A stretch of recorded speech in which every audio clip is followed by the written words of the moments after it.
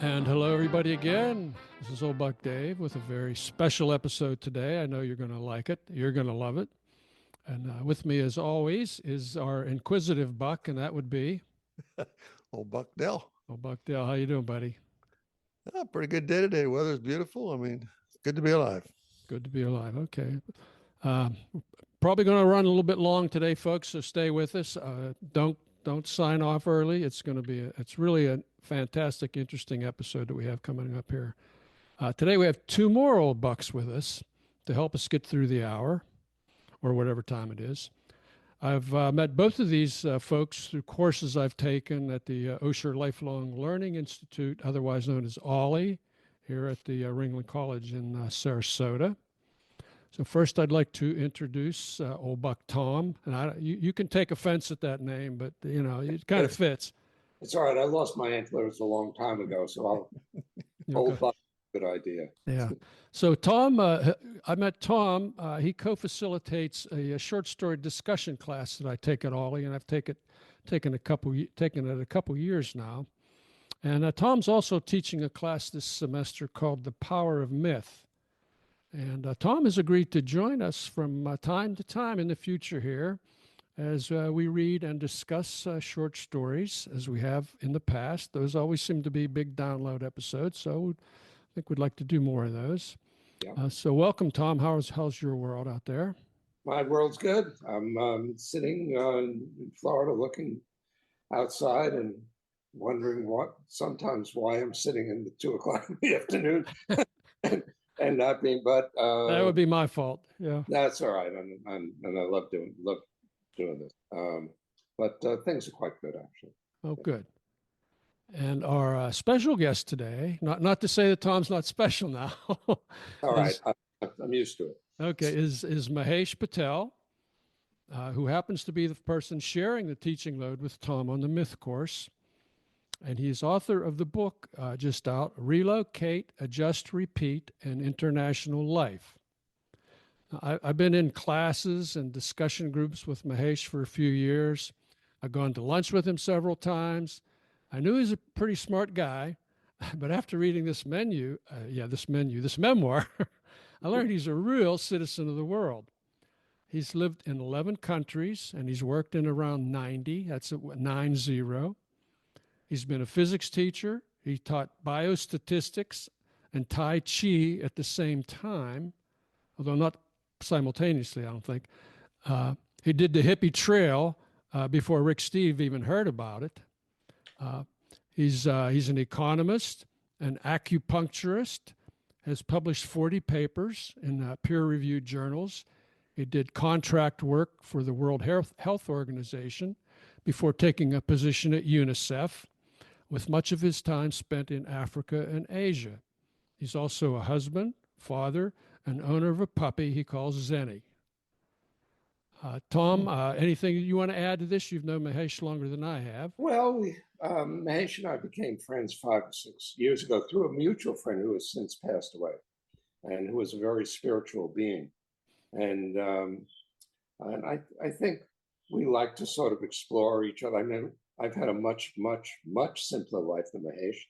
I worked in the same work for 35 or 40 years, so I'm constantly amazed at his scope.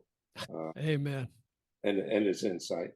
And for some reason, he actually likes talking to me, so that's always a fascination to me, maybe not to him.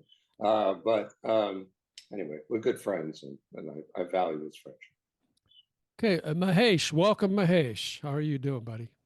Oh, I'm really looking forward to this interview, and delighted to be here with 2 fine friends already, and the new third friend on the way. That's great.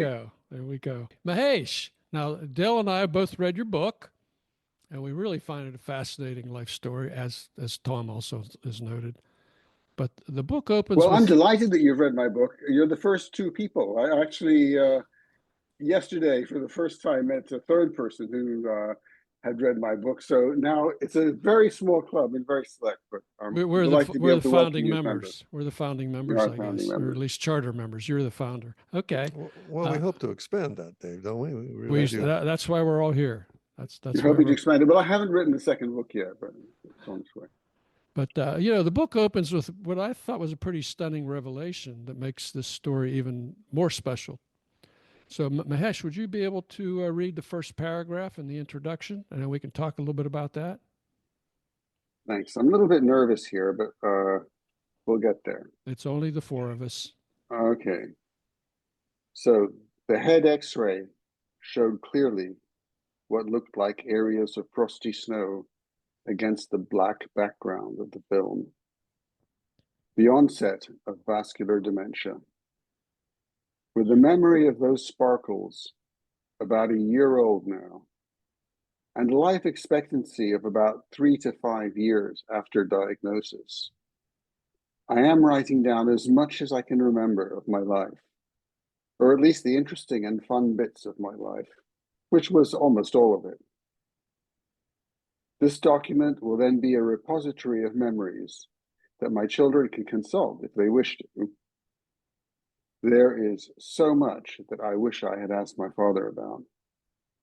And a story that I can read or have read to me as I start to forget. Thank you. That's just an amazing start. Now the book is about your life. It's not about your diagnosis. But how are you doing since your diagnosis? Well, it's not simple because the medical sector never begins and ends with a diagnosis. It's just the opening of the door to a horde of. So there's 3 different diagnoses. I mean, all of them say dementia, but they say different kinds of things, and they're all very convinced that they're the one that's right. All the 3 specialists, and I, in the end, started to ignore the whole sector. I mean, there's no real treatment around. So life is here for living. It's not for chasing through doctors' offices, and it just got to be too much time. So I nixed that. There you go. And I feel much better, like clearer in my head and sense of purpose for having done that. So you're not agonizing over it. You're just moving ahead, living your life. No point in agonizing over it. There's nothing to be done. Nothing to be done. Yeah. Well, let's ask a question about the book then. Let's get started on the books. Thank you for that. At the beginning of the book, you say there were 3 main drivers for writing the book. Can you tell us about that? You've kind of told us a little bit already, but. Well, the first thing was that I was doing a course at the Ollie on it's called a guided approach to biographies. It's called GAB, and it's like a national course. And there were a couple of people in Sarasota who knew about that and offered the training in the Ollie. So I went along to it because I was just, curious. I've been a writer all my life, and I thought I'd go along and see. And it proved to be addictive. I mean, they reduced it all to a very simple formula, and that's, write 2 pages at a time. And it wasn't write 2 pages every day. It was like, well, write 2 pages a week, and then bring us those 2 pages next week. So that was just like too easy, 2 pages in a week about almost anything. They would give you a theme. So they said, write 2 pages about a turning point in my life, or health, or someone I know. The whole setup there, and then people shared them. So you kind of thought, oh well, mine's not that bad after all. When you read, after you read it out or shared whichever bit that you wanted to do. So that was the first thing. And then the second thing that came along, of course, was this diagnosis. And then when I thought, okay, but people had said that it's a good idea to have a written record of your memories. Because you can have them read to you as you start to forget, but also because you won't be able to remember those things that you wanted to say to the next generation. So the third impetus really was to have something for my children so that they could read and perhaps get answers to some of the questions that occurred to them as, I want to use the word adults here. They're already adults, but they can see as grown-up adults. children somehow will always be children to us. It's just They can't escape that. it's a very strange dynamic, but you're right. It's most unfair. You can't let them go. All right. For me, it works that way anyway. Yeah. Well, let me ask you another question. You've lived in 11 countries, as I noted. You've worked in around 90. Now, did you plan this kind of lifestyle, or was it like John Lennon said, life is what happens when you're busy making other plans? Looking back, I recognize that it was something that I always wanted to do. So, like retrospectively, it seems just like, yes, that was it. Because I was a science fiction addict. I just would devour science fiction stories. And I was most of all interested in stories of other cultures and people who had just completely different ways of living and problems in communication with people who had just a different, whole idea of what the universe was. And I think that's what I ended up doing. I spent quite a lot of my life feeling as if I'm in the middle of a group of aliens, who have very different ideas about the world. And I guess that's got to include Sarasota as well, quite often. When I read the part about your childhood in India and part of it elsewhere, of course, but you got shipped off to a British boarding school. I mean, that had to be like culture shock squared. Tell us a little bit about being dropped into that really different kind of atmosphere, that environment. It was really old. It goes back to 500, I think it's BC, but I may be wrong about that. And it was made out of big stones, and the cement between the stones was often, not that good. And the windows were leaded glass, odd panes of glass with leaded. So, and the frame of the window was welded, kind of metal into a sort of roughly oblongish shape that would probably fit that gap in the stones. And so the wind blew straight through it. It was really cold in the winters, and all. There were plaques on the walls with the names of all the children and the parents of the children and the parents of the parents who had attended the same school and had their enrolled in the same house. Did it connotate how they were abused in the same way, or was it just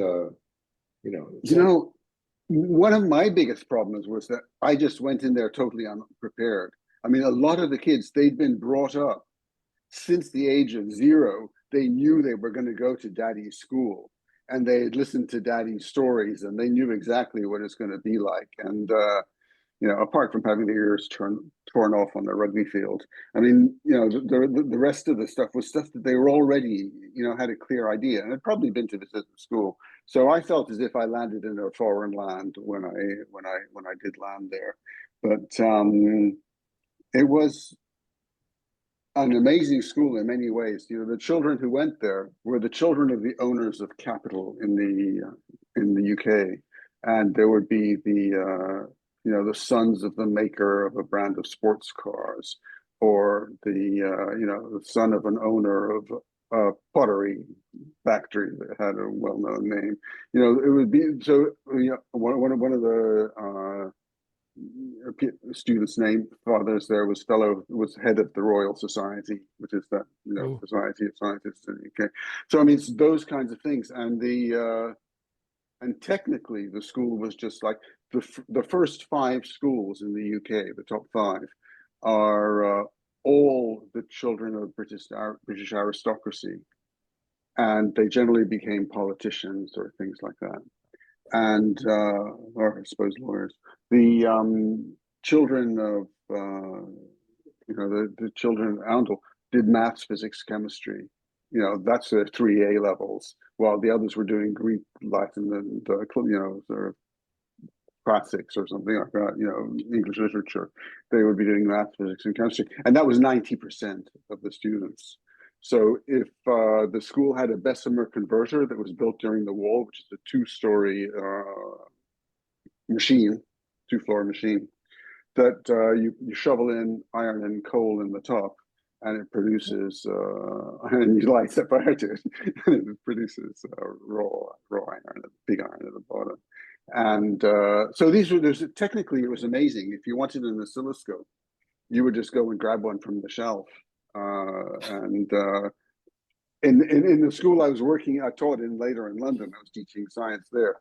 You had to book the oscilloscope 2 weeks in advance and everything like that. It was just a completely different access to technology and training in technology. So, we had a team making a hovercraft. The same year that the hovercraft was invented, there was actually something like 5 teams of 6 kids working on making a hovercraft out of fiberglass and old motorcycle engines. So it was that kind of environment. The kids were being produced to run Daddy's factory. Would be the titan. They would be the titans of industry of tomorrow. Yeah. Okay. That's who they were producing and did produce. I mean, it was visible, when you looked at the names on the wall. So did you find yourself, did you have any trouble fitting in, or was it a struggle? Did you feel lonesome? I was the first kid of color there. So that was a little bit, confusing for everybody. I mean, we didn't know, nobody knew who I was there, because quite apart from the fact that they all knew who each other were. So I found that side very disorienting. But, it's like that old landmark thing, if you can't succeed in one area, you move yourself over to another.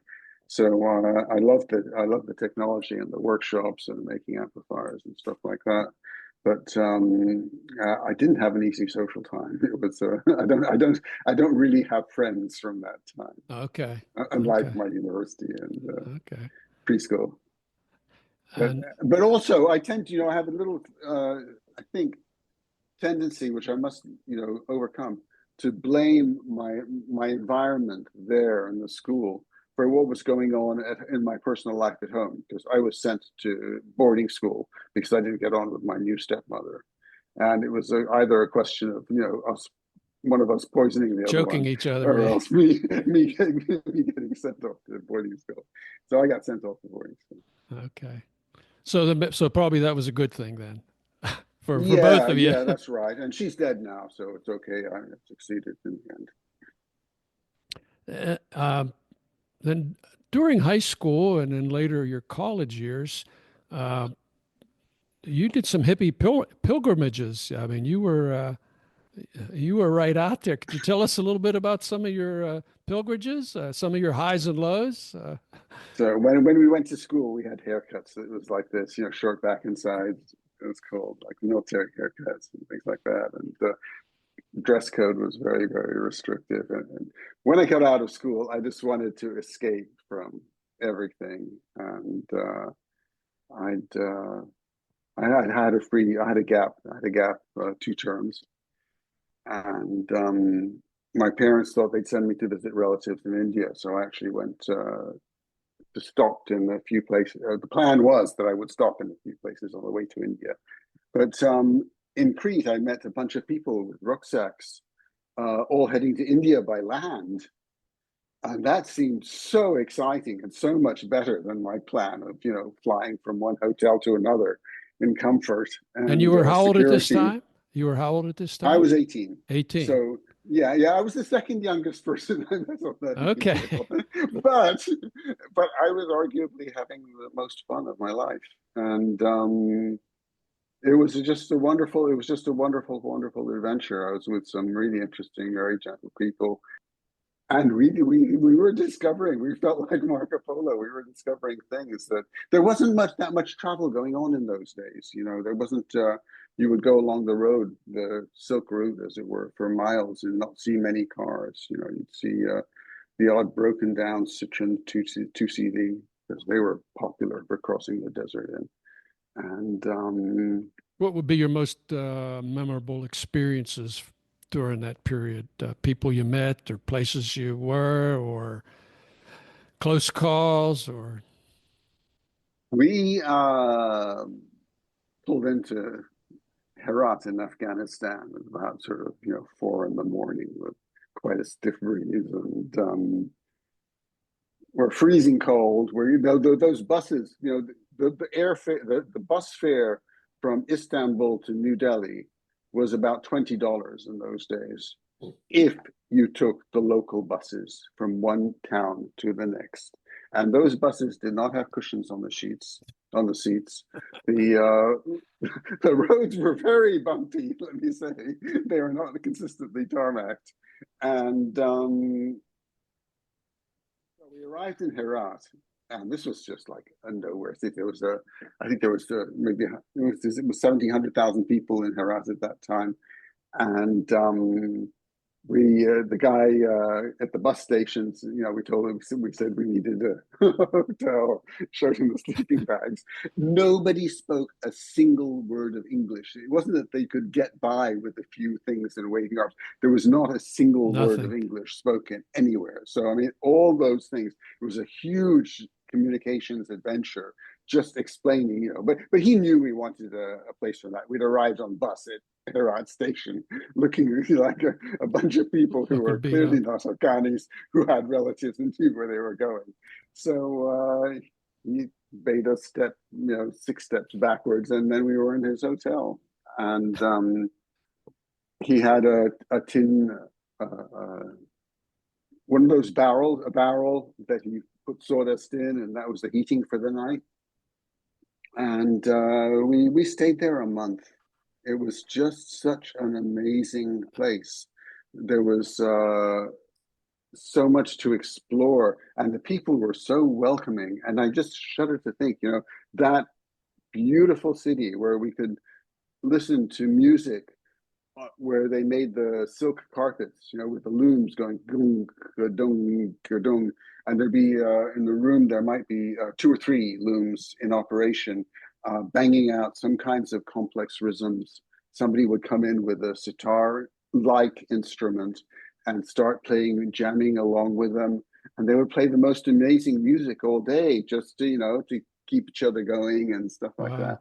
And it was absolutely beautiful. They would give us tea to drink with lots and lots of sugar, and we loved it. And there was a metal part of the city where you couldn't, you went deaf walking through it almost.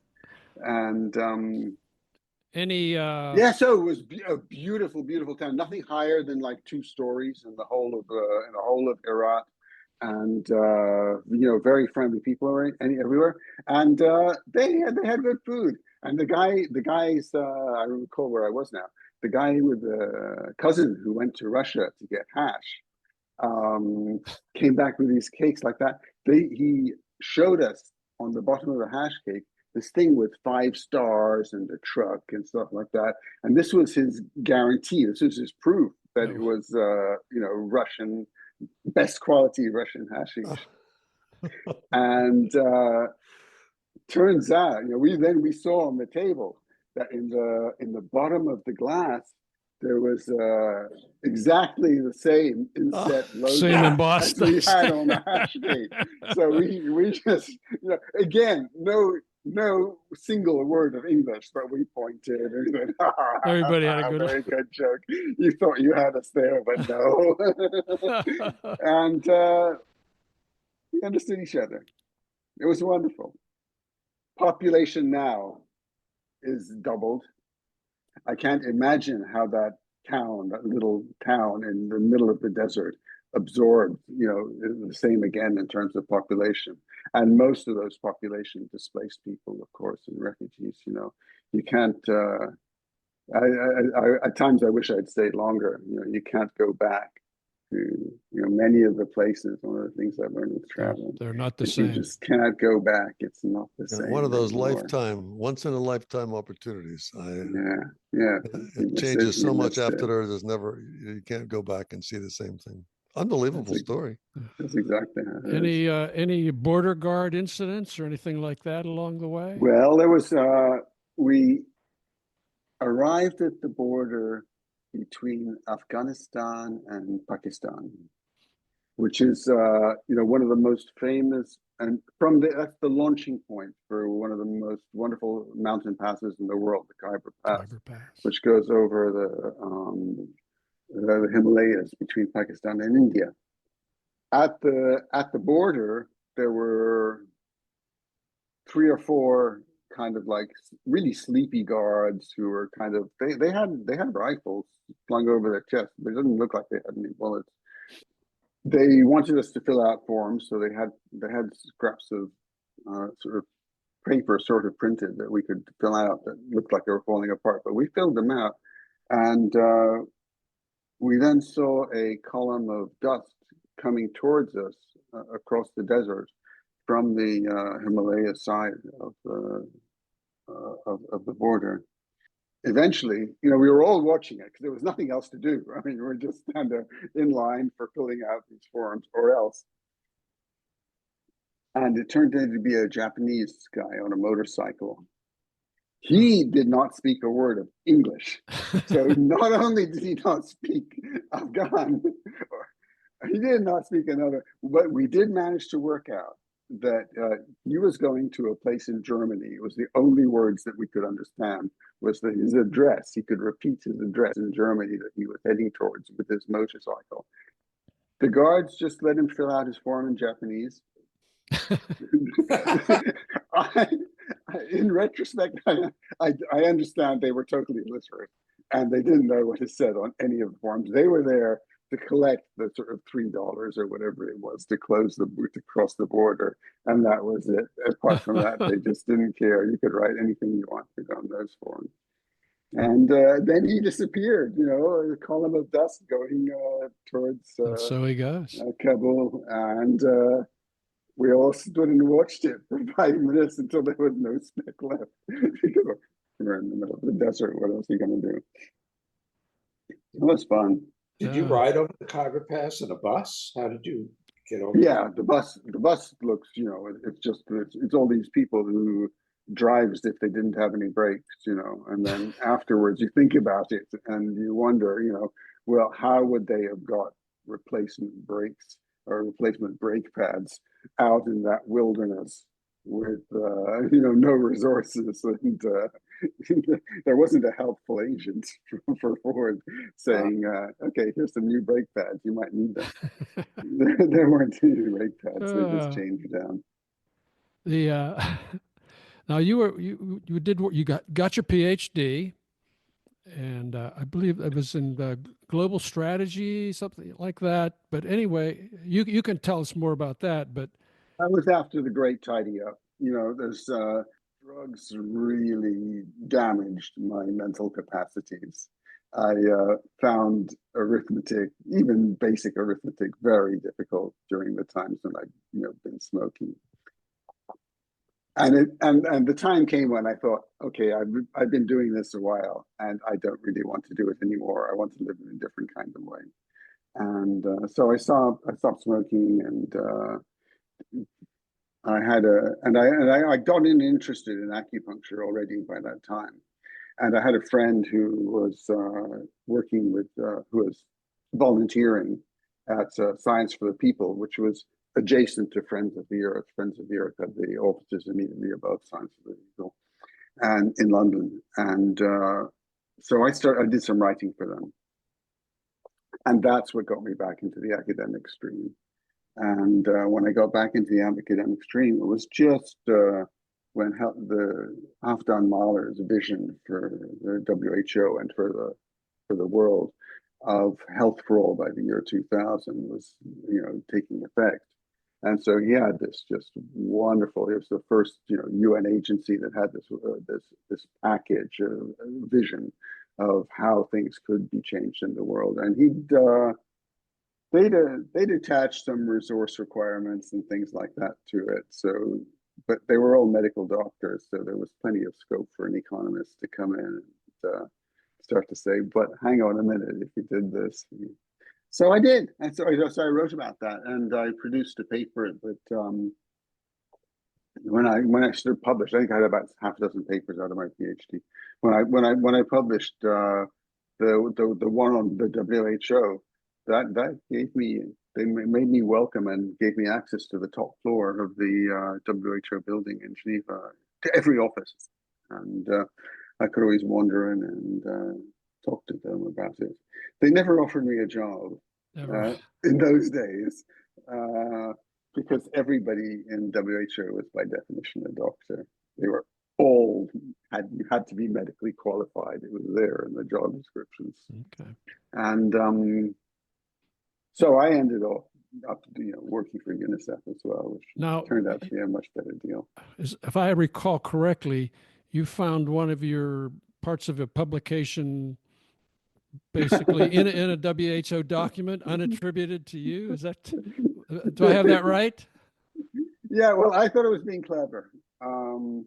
So I got I asked for, and somehow, we're just wandering around the WHO, just, eating in their cafeteria and stuff like that. I came across someone who was interested in that work, in what the stage I got to with that work by then. And they agreed. This is Mahler's deputy, and Mahler's deputy's deputy agreed to be an external supervisor for my PhD. So me coming from nowhere with, I hadn't got any publications to speak of much by then.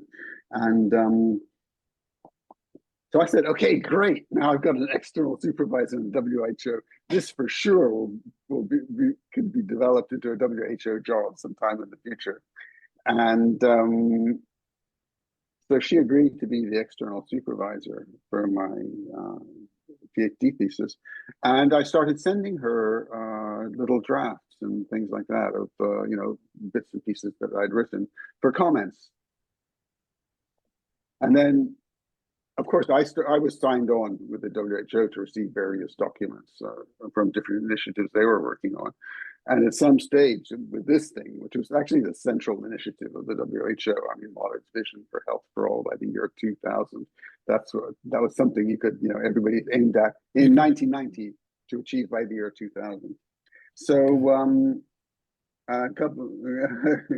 within a couple of years, a year and a half later, I was opening one of these documents and I saw some tables that I'd written for my PhD. And so I went and showed them to my supervisor at the University of Manchester, UK, and said, well, what do we do about, what do I do about this? Look, isn't that interesting? This looks really familiar. He sent that, of course, off to the legal department of the university, and they wrote to the WHO, the head of the WHO, who was like, being head of the WHO is kind of like being, president of a country or something like that in diplomatic terms. And so the university rushed off to this person and said, "This is not allowed. You're barred from being supervisor of a PhD in the University of Manchester." And, they got her. Okay. They had to sign it and come back, and I just, okay, so who cares? I was still sort of a little bit, but I would have loved to have seen their faces. When they received this letter from the registrar of the University of Manchester saying, scolding these high-level UN officials for bad behavior. So you wanted to work for WHO, and one day UNICEF comes along and starts talking to you about a job in Sudan. Tell us a little bit about how that all spun out. There was a step in between. Okay. Yeah, I finished, let's say, I finished that stuff with WHO. The PhD was published and things like that. And I was doing the odd consultancy work. I did a consultancy for UNICEF, where I was supposed to produce like 3 papers in 3 months or something like that. And then on pharmaceutical policy, which is something else I've been working on. So the UNICEF said, okay, work away on this. I looked at that and I thought, wow, I'd just done an analysis, a global analysis of WHO and how it was working as a global organization to affect everything that was happening in the world to achieve health for all by the year 2000. Then UNICEF put me up with this thing that basically gave me access to UNICEF's mandate and their overall strategic direction and everything like that. So I thought it'd be fun to do the same thing for UNICEF. So I kind of wrote something of that kind of level for UNICEF. But meanwhile, that still wasn't a job. That was just consultancy's works. So meanwhile, the WHO offered me something which was a step better. I'd met the regional economist for Europe at various conferences on health issues. And he was getting promoted to the office of the director. He was going to be deputy director or something like that. And so he said I could have his vacancy temporarily. So there I was, temporary staff for WHO Europe, sitting in Copenhagen with no idea of what I was doing there or why or what I was supposed to do, because I had never looked at health in Europe, any developed country. I was sort of trying to make myself into an expert for developing countries. And I got this phone call from the Deputy Minister of Health in Poland, in Warsaw. And he said, well, how shall I finance my healthcare system now that the Soviet Union has dissolved and Russia is not going to pay for this anymore? So this is the top guy in the country is asking you what to do. Yeah. Poland, yes. Yeah. That's impressive. Well, I felt a bit befuddled and kind of like a little bit embarrassed that I didn't really know, but I really had no idea what he was to do, what he should do. And but I said, hang on, let me get back to you, and of course, in the end, if you know someone who satisfies that need, that's just as good. So I said, well, I know someone I'd like to put you in touch with, and Poland is still there. They survived that little accident, but it was embarrassing for me. It made me realize, how much I needed to keep on learning. Oh, so this was my stepping stone into UNICEF. So from there, I got a message from UNICEF saying, "Would you like to a job as planning officer in Sudan?" I said, you were. Yes. Right. I mean, lots of people consider that not such a smart move. But were you, Mahesh, were you married at that time when you went to Sudan? I was married, and we already had Lara. So we had one little baby. And I thought I knew what I was doing because, we spent time on the farm in India, and we thought it's about as primitive as that, so it can't be, we can manage that. You can handle it. We've lived that, at that kind of level of simplicity with, the beds are sort of straps of rope wound onto a frame and that kind of thing. So we thought, well, we can manage that. But what I didn't realize was that, what I was looking at during my interview in Khartoum was the capital city of Sudan. And what I was comparing that to was a farm in a remote rural area in India. Sudan really was quite primitive in those days. Well, we managed, and as with all these things, once you're there and you're kind of committed to it, you make something of it somehow or other. And we made it into a fun experience, and there were all sorts of interesting things there. There was that Sudan is right on the Nile. It's the junction of the Blue Nile and the White Nile. They meet in Khartoum, in the city of Khartoum. You can have a hotel room in the Hilton and just see the junction of the two Niles. Isn't that one of the oldest trading cities in the world, Khartoum? Khartoum and Omdurman market, yeah, with slave beads and all things. Yeah, it's an incredible thing, and you can drive up. I mean, the whole driving in Sudan. Sudan is a country of 19 million people, where there's one. I think I may have got the population figure wrong, so fact check me, someone if you get that. There's one road from the port to the capital city that's the same length as the road from Berlin to Barcelona. And the size of the country is Germany, France, and Spain put together. It's a large country. There's one tarmac road. Everything else, you're driving across desert.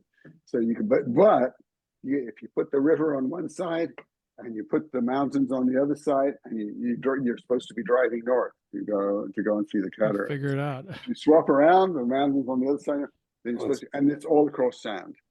So every once in a while, it's a good idea to have a friend around with a long tow rope. The professionals have things that look a little bit like aluminum ladders strapped permanently to their roof of their car. So when they get stuck in the sand, they stick the end of the ladder into the sand and try and dig themselves out. Now, you worked in Africa around 13 years. Most of it was in Sudan and Kenya. So how would you compare the two countries, living and working in these two countries, the pluses and minuses, Sudan versus Kenya? I mean, Africa is it's not a country.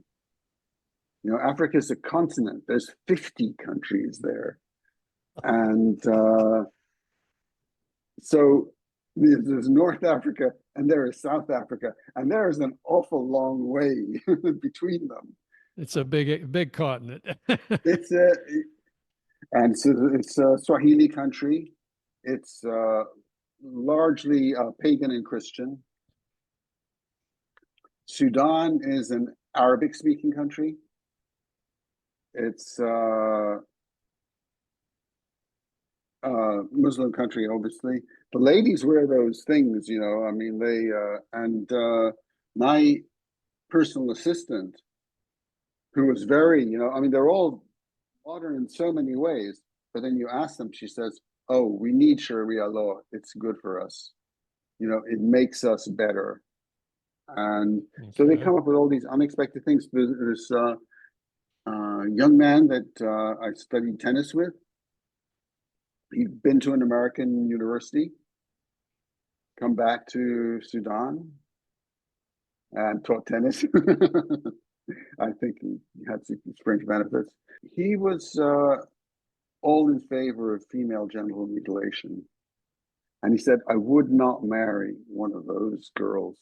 By those girls, he meant the girls who didn't have the female genital mutilation. This was an educated man. And this was an educated man. It's one thing, I mean, there's all sorts of odd twists there, because I did a bit of work on FGM, but it's the mothers who recommend the daughters to have it, who bully them into having the operation. Did you ever have a conversation with him to try to understand? Was it non-trusting of the female? Was it was it something quite pagan? I mean, what was it? Was just an attitude. It was just a belief. This is how the world is. This is like people in America putting in earrings and holes in their ears, or their nose. Quite often, we don't see that stuff when we do it. But what they did was certainly more extreme. But well, it was a sense of taking a female power away, of taking pleasure away. I mean, that's what the mutilation is. The effect of the mutilation. I think, yeah. I mean, I think that's the effect that we see. Okay. But I think it's a whole separate culture. I think there's lots of effects that we may not see, that are not so self-evident to us.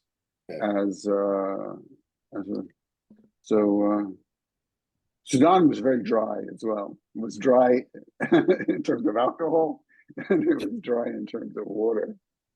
The whole first year, 14 months I was there, we had 2 millimeters of rainfall, like that. That much. That's not very much. It's very confusing to put your hand in the right place on the radio. So it's in that time, it was just enough to everybody to run outside, get little spots on their white shirts, and then run back inside. That was it. That's how long it lasted. And that was the 1994 drought. Now, Kenya, by contrast, seemed to me like a paradise. I mean, Kenya is a paradise. All the Hemingways and the Kennedys and stuff like that. They all go to Kenya, and they all did their hunting and camping and adventures in Kenya. It's that kind of country. It's that Lucy, that prehistoric human being, was born in Kenya, right? This was for a good reason. Everybody wants to be in Kenya. It's such a beautiful place. If the kids were not in university, I would have retired in either Kenya or Bangkok. These are just, out of the places that I've been to and visited, these are the ultimate places. In Kenya, you have four climate zones in reach of, the capital city in a day's drive. You can be down on the coast in Mombasa enjoying margarita and the sunshine, or you can be up in the mountains in the, Mount Kenya, looking at the freezing ice and the snow, or you can be in the north, in the arid land, where we had Peter once picked up a stone and said, "Hey, look, Dad," and there was a scorpion on the bottom of the stone. So I said, "Let's put that down gently and step away." Well, Dale, you spent some time cruising around Africa. Did you make it to Kenya?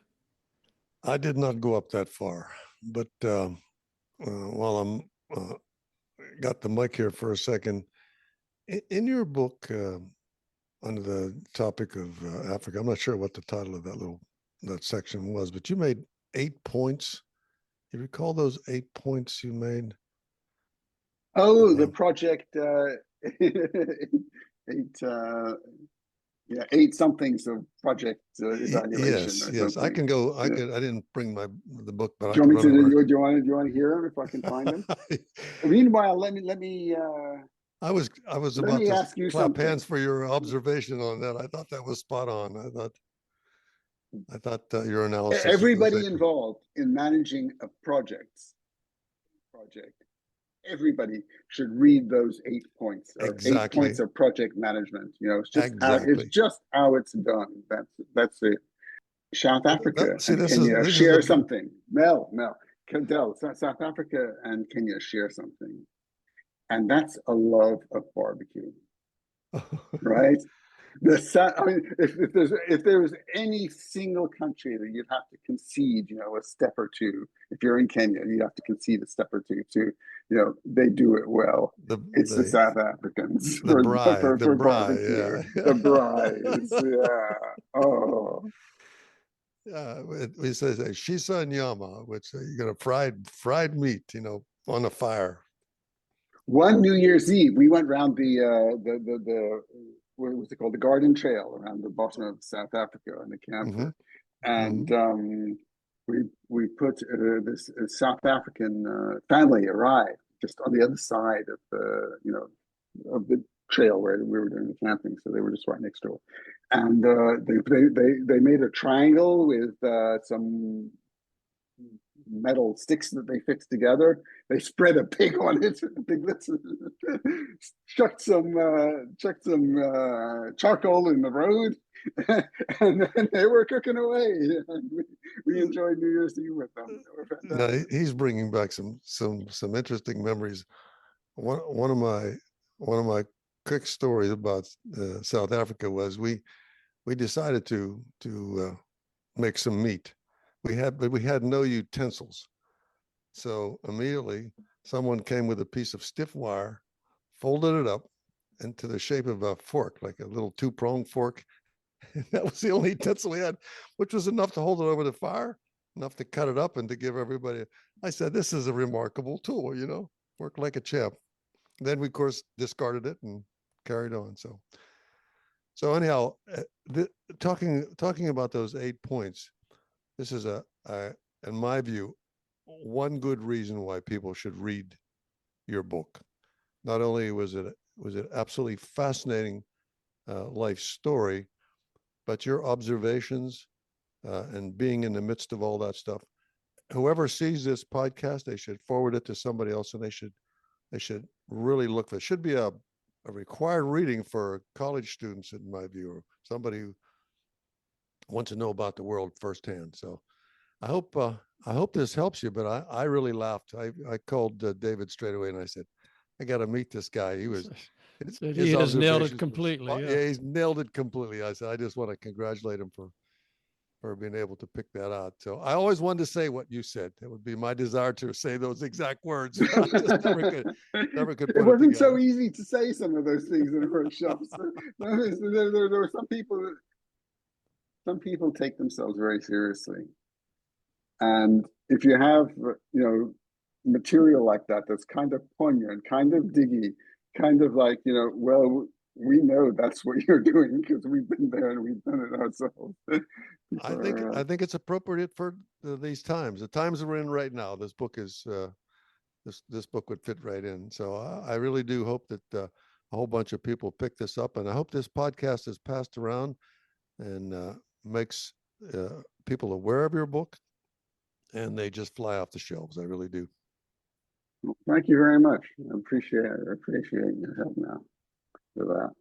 Yeah, I think so. Yeah, I mean, now that you've sold it so don't well, reveal it now. I was kind of it's like telling really the end of the tempted movie. to say, well, buy a copy. The ebook is like $5. I mean, who hasn't got $5? You can't say it's too expensive. So we're going to say that at the end, but say it again right now. You get this on Amazon, right? You buy the book I get it from. I went to Kindle Direct Publishing and Amazon and just produced it there. It was easy and great. And anyone who was hesitating or thinking about, well, I'd like to write a book or something like that, I strongly recommend two things. One is you look on the web for guided approach to biographies, and it is, it explains the methodology they use. It's very simple. It's about 4 PowerPoint bullets. A lot of people put off the idea of writing, and they don't want to write. They say, if I can't do it, I can't write it, because everybody has an interesting story to tell, and it's certainly interesting to people who know them, at least. If you can find a way of writing, some people I know, there's 2 authors living on this road, and both of them have this discipline where they work for 4 hours every day. So every day they put in 4 hours at a desk writing. To me, that seems like torture. If I tell my wife Trina that I don't feel like writing, she says you don't have to. So I don't. And then I write another time when I feel like it, and the pages add up all the same. Who cares? It doesn't have to be painful. So that was the second thing. The third thing is Amazon is amazing. They have made it easy, just like they made shopping easy. They make writing a book easy. You can just write it in Kindle Direct. It comes out as a nice, pretty book with a cover. Relocate, Adjust, Repeat, An International Life is the title. There you have it. A book just like that. It was so easy to do. I'm thinking about doing another maybe. You see, Dave, that's how easy all those ideas I give you about books over coffee. I just want you to go ahead and write them. You just want me to write them down for you. Yeah, you write it down. Hey, you listen, credit as the author. Hey guys, I think make a book out of your radio program. Just edit a few of the interesting presentations, and there you've got it. My radio book. They don't make writing any easy. They make publishing easy, and having having a book like yours, which you might have had to spend $10,000 or $15,000 on to actually get it published, to make it available to you. Doesn't cost anything. Wonderful. It's amazing. Yeah. Yeah, that's a fantastic process. Let me read a quote here, since it says this is on page 236, and you say, quote, "Staff in the field were regarded as a bit fly-by-night by headquarters staff, but we had all the fun and produced 99% of the impact of the organization. And being at the site of the action was way more rewarding." I think that's what kind of you've said a little bit here. Could you tell us more about some of the programs that you developed in Africa and were able in Kenya or Sudan and were able to spread across Africa? I think I was very, very lucky in some of the programs that I made, or some of the choices or decisions that I made. But I was stationed in Nairobi. People understood that I had a sort of interest in numbers and research and stuff. So I got put in as the monitoring and evaluation officer for the region, for the East and Southern African region. but I couldn't get people very interested in the subject area. You know, people found that, you know, UNICEF's work in health stuff was really sexy, and that our stuff with education was really, you know, worthwhile, and we're doing great stuff on communications with adolescents and stuff like that. But they didn't really want to do the monitoring and evaluation, you know, the checking out, well, is this working? Is it really working? Is it really working? So I eventually managed to persuade my boss to let me attend the American Evaluation Association. So I attended one meeting of there, which was, you know, an eye opener. It was 3,000 people in a supersized convention in the hotel. Some of them who were very sophisticated in the kinds of work that they were doing. And I thought we got to have this in Africa. And that was my mission for the next few years. Was first I opened up a little branch in Nairobi, and I just invited everybody I knew and said, we're going to talk about, you know, some recent study and monitoring and evaluation. You know, bring a friend, and it's free. And so, you know, I started renting UN conference rooms for free. And people would come and do it, you know, each week somebody would commit to, you know, providing material for the next time. And it wasn't necessarily finished papers. It was, you know, a paper that I'm drafting or an issue that I'm looking at. How should I approach it? And so we had a good community there. And I thought I've got to, you know, I've got to share this somehow or other. So I wrote to all the monitoring and evaluation officers in Africa. And not just the UNICEF ones, the ones in care and, you know, Save the Children and stuff like that, Habitat, and said, would you come if we held an all Africa meeting on monitoring and evaluation? And I didn't have any budget for this. I had $30,000 in my total budget, and in the end, there were 300 people coming. And but I did say, you know, I was inspired by Woodstock. I said, you know, I'm not reserving any hotels. I'm not going to photocopy any papers. All we will do is, because I can get UN conference rooms free from the UN. So I had these big conference rooms, you know, where all the countries, where all 300 people could sit at the same time, arranged in lovely little semicircles like you see in the General Assembly. And, people got carried away and had those country signs that say, Botswana would like to speak. So you created this successsul monitoring program. So it still exists. Around. If you type afrea.org, afrea.org, you will find that they now have a budget of about $1 million a year. They have their own academic journal that's in the season, or I think it's issue 20 something or other. You know, it's been going on for about 8 or 9 years now. And it has its own subgroup, which is the parliamentarian evaluators, which are people at parliamentary level in government who are interested in learning more about how to evaluate the social programs that they're engaged in their countries. So, I mean, for me, it was just like a huge thing, and I'm delighted they're still meeting, still working, still carrying on every 2 years. Every 2 years is a biennial fixture in the development calendar. That's something to be proud of. I'm telling you. Otherwise, we get bored, right? We have to do something. No, I mean, you do a lot of things, and I remember teaching school, and I had some brilliant kids and everything. He said, "Well, you're going to be able to save them all?" I said, "I'll be so pleased if I can save one." That right. I know that I saved one. If I save two, it's a blessing. And any more than that is just a, you know, real blessing. So you did something really good. I'm proud to meet the man who was involved in that. When I was traveling first time to Africa, in the airplane, I sat next to a Dutch guy who was returning from home leave or something like that. And he said, just do one thing that you can say, I did that and it made a change. And that's, you know, if you've done that, you're good. Hey Mahesh, I just had a great idea, Dave, for a book title. people I've met on the plane. No, people I sat next to on the plane. Hey, I once sat on the plane because all the traveling you did, you sit around a lot of people. You know what I mean, Tom? It's like you never know who you're going to be sitting next to. And that some of my really, really very short experiences of interesting people were just who I ended up sitting with on the plane. People I sat next to on the plane. There's a book there. I'm telling you, people, there's a book there. I think you just identified a new podcast episode. These things are flashing through my head now. Oh, there was the union guy. Yeah. There was yeah. People I sit next to on a plane, or I sat next to on a plane. So, well, another question here, Mahesh. Now, your late father looms very large in the book. Talk about him at the beginning. You talk about him later on in the book. I think you referred to him as our father.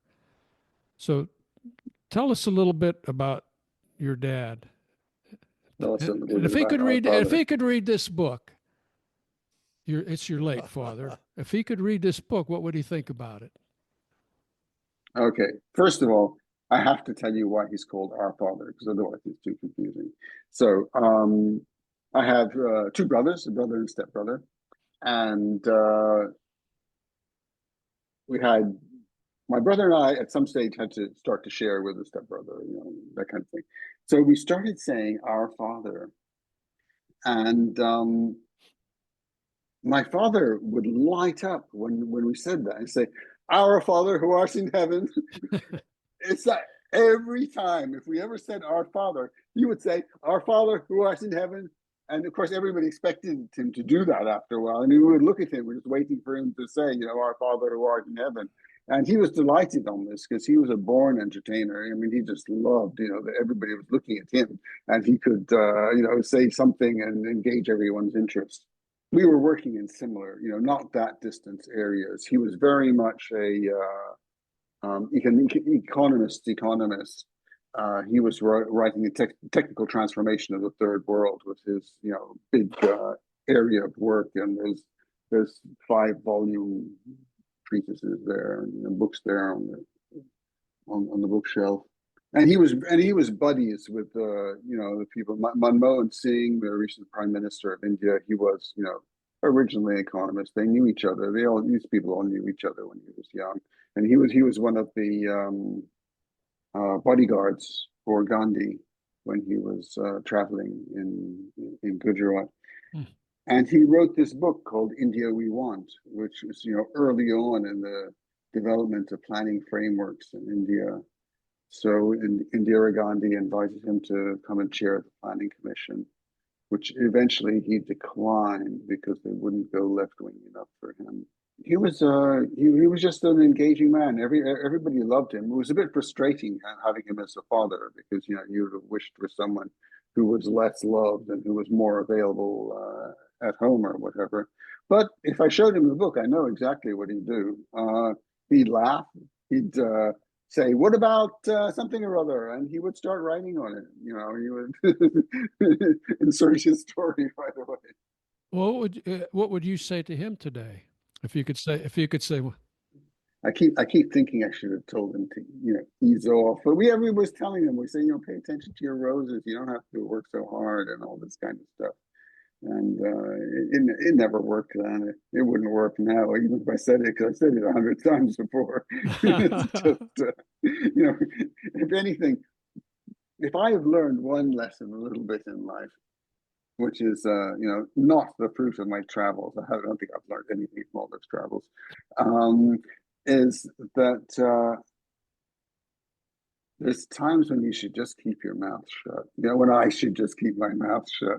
And there's that's what my much wife more says. to be gained and much more to be achieved by not saying anything. And just let it pass. let it roll. And it'll be gone. Whereas if I say, "Hey, wait a minute," it won't be gone. I know you learned, and then you taught martial arts, acupuncture. Anything you want to tell us about that? I was living in the squat in London, just north of King's Cross Station, There had been the Greater London Housing Corporation had shifted headquarters and in the process lost 10,000 properties that they no longer were aware who they belonged to. They started getting occupied by the Islington Squatters Association, which was us. And people would come knocking on our door, just arrived from Ireland, wife, 2 kids, oh, we heard you can find accommodation for people. So we'd break the door down and let them in and connect up the gas meter and say, because as long as you were prepared to pay rent and pay the gas bills, pay the gas and electricity bills, according to British law, they can't evict you without a special kind of process. So that was the squatting movement in London, and I was part of it, and for some time, and it was a great movement. So around the corner from where we lived was King's Cross Station, and there was a guy called Master Liu Xiu Qi, who was teaching Zen meditation and Tai Chi Chuan. And then we realized later a whole bunch of martial arts styles, the long stick and the short stick and the Tai Chi long form and the short form and the Aqua and the spinning kind and all that stuff. And he was an acupuncturist as well. So I studied Tai Chi with him for a while. Then when he moved and opened his clinic and started having acupuncture treatments, I went there and studied acupuncture with him as well. So I actually learned a certain amount about acupuncture. And then when my friend from Friends of the Earth, remember, who I started writing with, when he started going to medical school, I came there and I was teaching Tai Chi to the medical students. With the little class that he just organized. So the Tai Chi, when we moved to Manchester and I was doing my PhD and I was really broke, Trina had a Rotary scholarship that was for 1 year, but we extended it to 2 years, and I was teaching Tai Chi in the extramural department of the university. I don't know if they don't call it that here for sure. The extramural department is the community outreach department of the university. So I managed to get myself a couple acupuncture classes a week teaching there. And then meanwhile, I was doing my PhD in the department of community medicine. So of course, usually they let PhD students teach a class or two and pay them for it.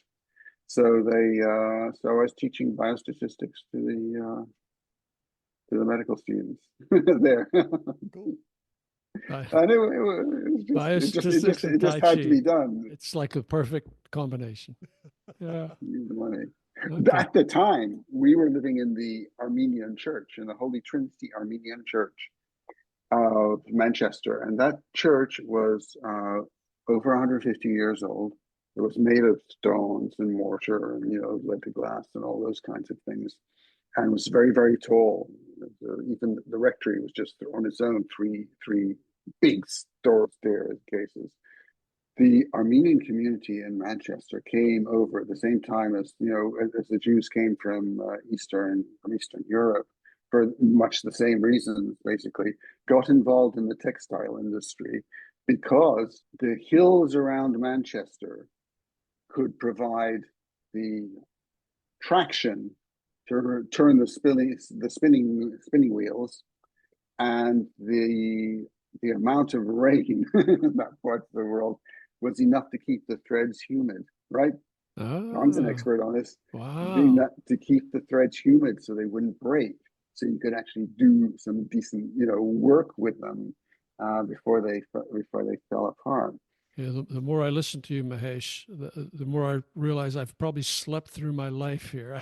This is just, well, I think I've got about 17 pages of questions here, which we're not going to get to, but I think let me ask we should you a meet couple, again sometime. maybe we're going to have to do that. Changing the subject a bit before we wrap it up. Any comments on the U.S. backing out of the World Health Organization or the recent effective elimination of USAID? Anything that you want to say about that? What would we think of other countries backing out of all the agreements that we've made with them? First of all, I mean, we've made a large number of agreements, and the world works as one unit often. I mean, there's no getting away from it. The countries don't exist. If you ask a global pandemic, are you aware that you're crossing a border now? It will not respond. It's just we've had so many examples, even recently, of high risk to us as a planet from our inability to deal well with other countries that we really need to pay. I mean, backing out of health, backing out of the climate change conventions was as bad or worse. How can any right-thinking person look around at the changes that we're seeing in the climate every day and say, okay, well, we're going to go it on our own? Sorry, it doesn't work like that. It's not the shape of the globe. The globe is a globe. Amen. Amen. They're crazy. And the USAID, I mean, it's not a big aid organization. What is it? They give something like 17 billion. It's mostly a very, very large part of it is what's classified as US development assistance is actually military assistance. So 17 billion goes to Ukraine. 3 billion approximately goes to Israel. Everybody else gets under 1.5 billion, maybe a billion if they're lucky, quite often 500 million. 17 for Ukraine for armaments, for Israel 3 billion, and then everybody else. So I'm not saying that these countries shouldn't get what they get. It's just that it's not exactly equitable, and it's not exactly just a humanitarian aid. There's a lot of problems that we could fix at low cost in the world. And there's a lot of NGOs and non-governmental organizations and UN agencies who are trying to do their best to get these things working. I mean, in internationalism as a whole, just think about it. Well, we used to have those little postage stamps. Somebody's been sitting in committees to decide out of the 75 cents on the postcard, on the postage stamp, how many cents go to the person who posts it, how many cents go to the country that, over which it flies, how many cents go to the country when it lands. All those things, those kinds of boring details have to be negotiated. It's the same with the world weather maps. They don't all come together by accident. They come because people have been sitting in community rooms for hours and hours, working out how to make these maps fit together. It's not easy. You don't do remarkable things by yourself, rarely. Usually the remarkable things get done by having people to help you. Well said. Well said.